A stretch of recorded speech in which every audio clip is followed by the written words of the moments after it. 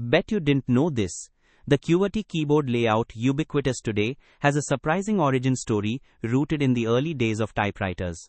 When mechanical typewriters were first introduced, they had a tendency to jam if users typed too quickly and the hammers collided within the machine. To solve this issue, Latham Sholes intentionally designed the QWERTY layout to slow typists down by placing commonly used letter combinations far apart.